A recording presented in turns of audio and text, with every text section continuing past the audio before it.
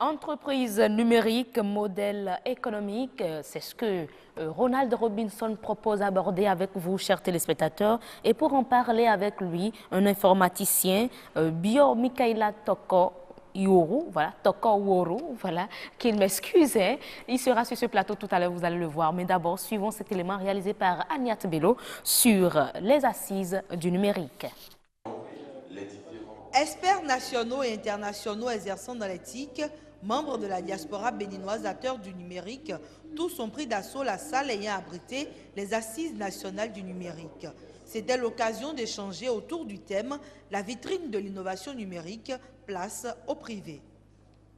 Il s'agit pour le Bénin, certainement, de bien profiter, de mieux profiter de cette technologie-là pour son développement. En gros, c'est ça.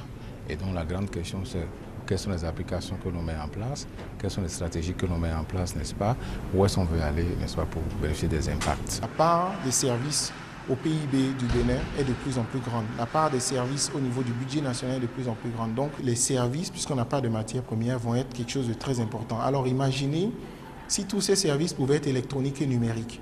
Donc, il s'agira alors de développer l'ensemble, l'écosystème numérique pour pouvoir permettre d'accélérer la croissance et l'impact que peut avoir ce numérique sur notre produit intérieur brut. Au Bénin, l'écosystème numérique existant permet-il de parler d'économie numérique? Oui, il y a déjà de l'économie numérique, même si aujourd'hui, comme la plupart des pays émergents, c'est encore à moins de 1% du PIB, on estime qu'avec le développement de l'Internet, que cet impact pourrait atteindre 10% à l'horizon de 2025. Et c'est ça l'objectif. Un objectif qui, s'il était atteint, ferait du Bénin une vitrine de l'innovation numérique et des propositions sont formulées pour y arriver.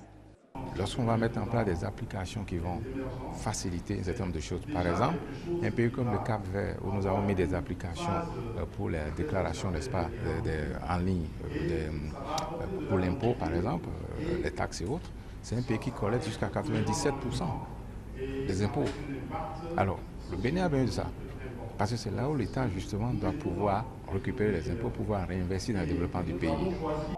Beaucoup de possibilités qui doivent être explorées afin de booster l'économie numérique au Bénin. Retour en plateau pour accueillir Bio Mikaela Tokoworu. Bonjour. Bonjour. Vous portez bien? Oui, très bien. Très bien. Très bien. Et voilà, c'est ce qu'on se souhaite d'ailleurs. Et vous serez reçu par Ronald Robinson. Robino. Oui, bonjour, comment tu La vas? pleine forme de votre côté aussi. Super bien, par la grâce de Dieu. N'est-ce pas? Oui. Et voilà, on parle de l'entreprise numérique, un modèle économique aujourd'hui. Tout à fait, avec tout à un fait. informaticien. Tout à fait. Bonjour mesdames, messieurs.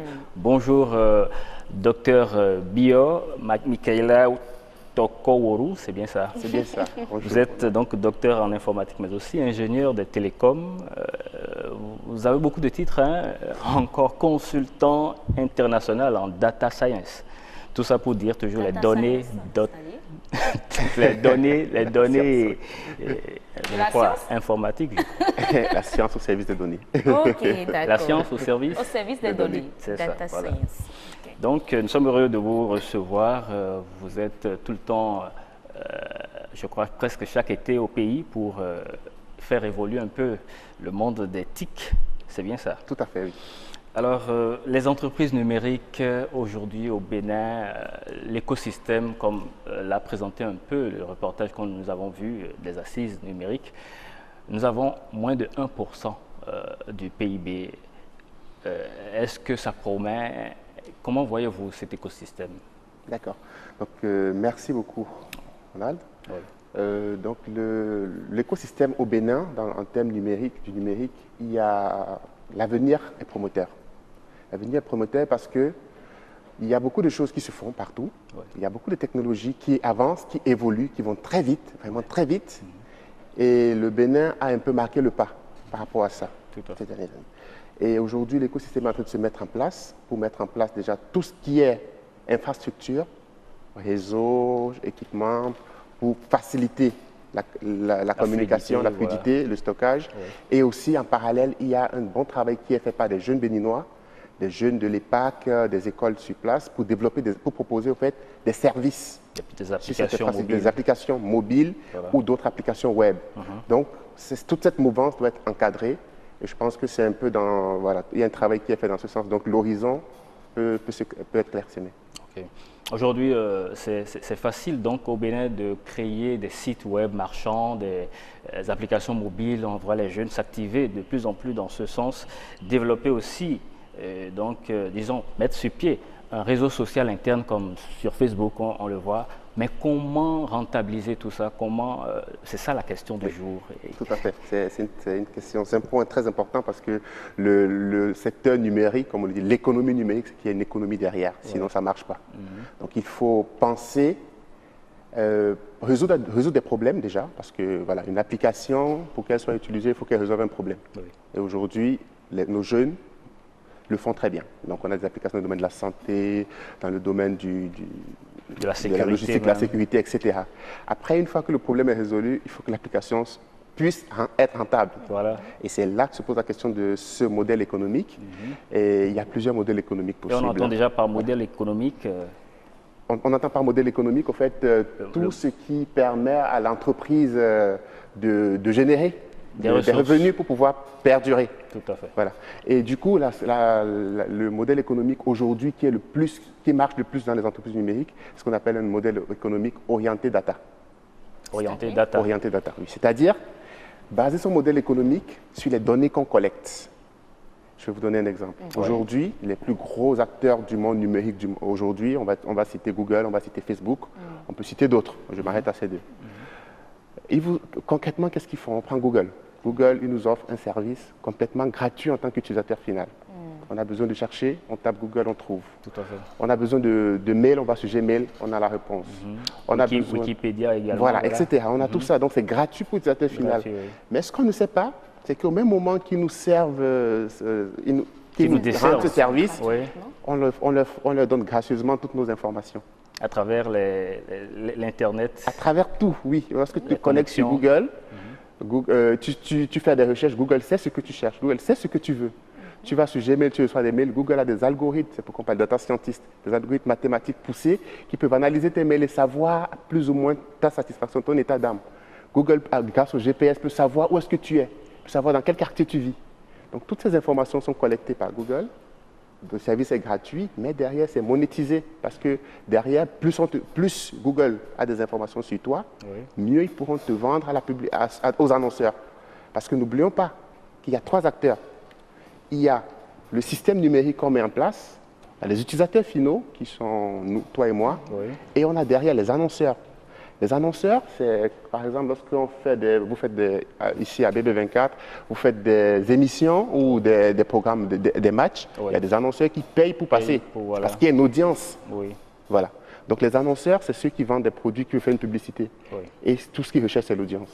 L'audience sur Internet aujourd'hui, l'audience aujourd'hui routée sur Internet et sur Internet, c'est plus tu as des données, plus tu connais la personne, mieux c'est ciblé et mieux tu le vends cher pour que les annonceurs puissent servir leur publicité. Alors, imaginons que j'ai... Donc, finalement, rien n'est gratuit. Rien n'est gratuit. Rien n'est gratuit. Rien ne se perd, tout se transforme. Rien ne se crée. Tout se transforme. Et heureusement, parce que pour l'utilisateur final, c'est un service rendu. Google, aujourd'hui, elle a la plus grande capitalisation boursière. Facebook, ils ont racheté WhatsApp à plus de 19 milliards de... Ce n'est pas pour les beaux yeux de WhatsApp. C'est parce que WhatsApp, c'est une source d'information inépuisable. WhatsApp, on sait ce que vous dites, on a vos opinions, on a vos numéros de téléphone, on a accès à tout ça. Et tout ça, c'est dangereux pour l'individu? C'est dangereux dans une bonne mesure. C'est dangereux parce que, en fait, je vais vous dire, c'est un axe où, je vais dire, à l'extrême droite, on a la sécurité, on facilite la vie. En fait, plus tu veux un confort pour qu'on te facilite la vie, plus tu donnes des informations et plus ça devient dangereux. Donc, à chacun de trouver le curseur. Il y en a qui, voilà, aujourd'hui, ne veulent pas mettre leur mot de passe. Donc, ils les mettent un peu partout. Donc, ils veulent juste cliquer un bouton et tout passe. Donc, ça devient dangereux à ce niveau parce que ces infos sont stockées quelque part. Il y a d'autres, voilà, il y a d'autres qui s'arrêtent juste au niveau de, voilà, j'installe WhatsApp et puis je l'utilise, c'est tout. Je n'installe plus d'autres. Voilà, donc chacun trouvera son curseur. Donc sinon, pour revenir quand même à la question du modèle économique orienté data, c'est juste pour dire, nos jeunes, lorsqu'ils conçoivent des applications, il faut que le modèle économique soit orienté data. Donc que l'application puisse intéresser des gens, pour que des gens l'utilisent et donnent leurs informations. Après, ils pourront monétiser cette information. C'est ça. Voilà. Juste le simple fait de savoir qu'une personne a besoin de, je prends une application d'une pharmacie par exemple, a besoin de tel médicament qu'il a cherché via une application d'un béninois, c'est une information importante. Savoir que d'habitude il achète tel médicament, c'est important. C'est ça. La prochaine fois, on peut lui proposer d'autres choses. Donc voilà, donc le modèle économique doit être orienté data sur des besoins réels des gens. Donc il faut pousser des gens, une fois que vous avez des gens, pouvoir monétiser tout ça. Donc si aujourd'hui au Bénin nous avons un ministère de l'économie numérique, c'est que là on est en train de montrer que le Bénin tend réellement vers le numérique et je dirais vers cette économie numérique-là. Tout à fait, tout à fait. Il y a une vraie volonté. Il y a une volonté qui est faite. Je viens, comme Robinson le dit, voilà, je viens chaque année, au moins une fois au Bénin, et je vois vraiment les choses bouger. Il y a une volonté. Après, il reste quand même à faire, pour être honnête. Parce que avant, pour que les services soient valorisés, il faut que l'infrastructure soit mise en place. Donc aujourd'hui, les connexions se font. Mais par exemple, un data center. On a des jeunes qui développent des applications qui les hébergent sur des serveurs en France. C'est dommage. Parce que c'est de l'information qu'on fait transiter à des serveurs en France. Voilà. Ça peut être utilisé à d'autres fins. Voilà. On ne peut pas le faire ici parce qu'on n'a pas un data center. On n'a pas. En fait, il faut un investissement intéressant du gouvernement qui mette en place un data center.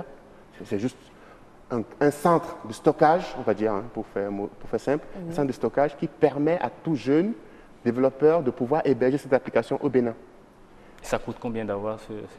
Bon, ça coûte combien? C'est des projets, je pense qu'ils sont étudiés, très réalisables et très rentables, et qui vont vraiment booster le numérique. Voilà. Donc pour moi, c'est des points non négociables si on veut vraiment aller vers le numérique.